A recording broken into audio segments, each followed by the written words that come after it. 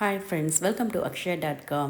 இன்றைக்கி இந்த வீடியோவில் தக்காளி வச்சு ரொம்ப டிஃப்ரெண்ட்டான சுவை சிம்பிளாக செய்யக்கூடிய ஒரு ஈஸியான டேஸ்டியான சைட் டிஷ் ரெசிபி தக்காளி கறி ரெசிபி எப்படி செய்யறதுனா பார்க்க போகிறோம். இது ஒன்று இருந்தால் போதுங்க. இட்லி, தோசை, சப்பாத்தி, பூரி, சாதம் எல்லாத்துக்குமே பொருத்தமாக அருமையாக சூப்பராக இருக்கும். கண்டிப்பாக இது மாதிரி ஒரு தடவை செஞ்சு பாருங்கள். இனி அடிக்கடி செய்ய சொல்லி கேட்பாங்க. வாங்க எப்படி செய்யறதுன்னு பார்க்கலாம். இப்போ இதை செய்யறதுக்கு ஃபஸ்ட்டு மசாலா அரைச்சிக்கலாம்.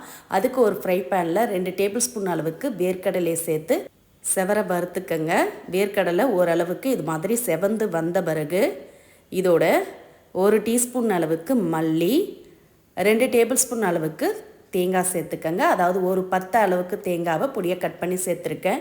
கூடவே சின்ன துண்டு பட்டை, 2 ஏலக்காய், 3 கிராம்பு, 2 டீஸ்பூன் அளவுக்கு எள்ளு சேர்த்துக்கங்க. வெள்ளை எள்ளு தான் சேர்த்துருக்கேன். கூடவே ஃப்ரெஷ்ஷான கருவேப்பிலை கொஞ்சம் சேர்த்து லைட்டாக வறுத்துக்கங்க. எள்ளு நல்லா பொரிஞ்சு வறுபடணும்.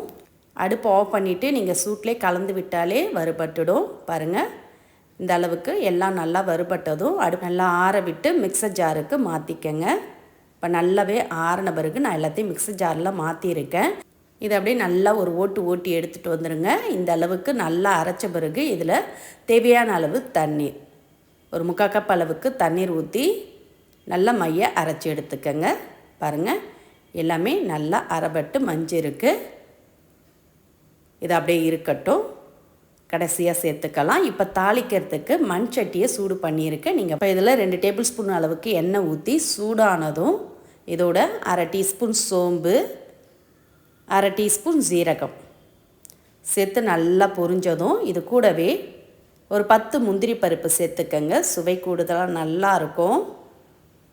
சேர்த்துட்டு முந்திரி ஓரளவுக்கு செவந்ததும் இதோட ஒரு பெரிய சைஸ் வெங்காயத்தை நல்லா பொடிசாக கட் பண்ணி சேர்த்துக்கங்க. கூடவே 2 பச்சை மிளகாய் கீரி சேர்த்துக்கங்க. ஃப்ரெஷ்ஷான கருவேப்பிலை கொஞ்சம் சேர்த்து நல்லா வெங்காயம் பச்சை மிளகாக வதக்கிக்கங்க. வெங்காயம் ஓரளவுக்கு நல்லா வதங்கி வந்த பிறகு இதோட 1 டீஸ்பூன் அளவுக்கு இஞ்சி பூண்டு விழுது சேர்த்து கலந்துக்கங்க.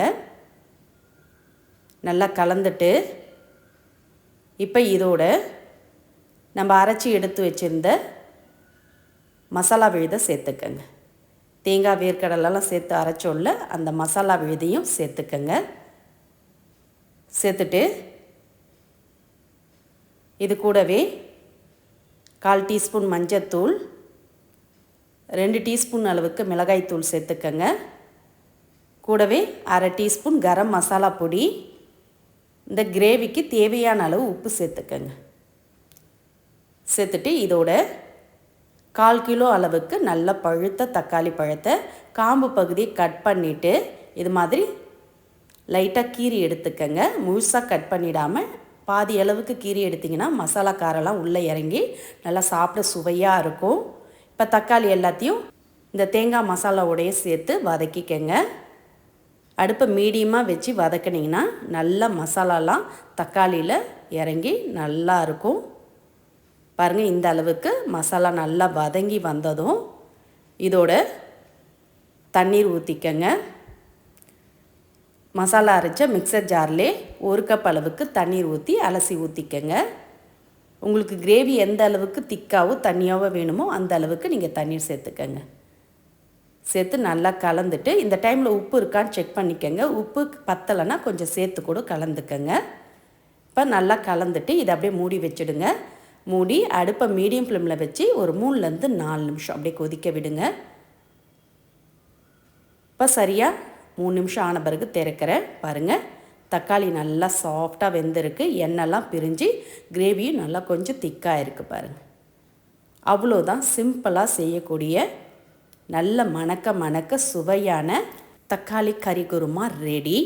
இதோட ஃப்ரெஷ்ஷான கொத்தமல்லி இலைகள் கொஞ்சம் பொடியாக கட் பண்ணி தூவி கலந்து இறக்கி சுட சுட பரிமாறலாம்.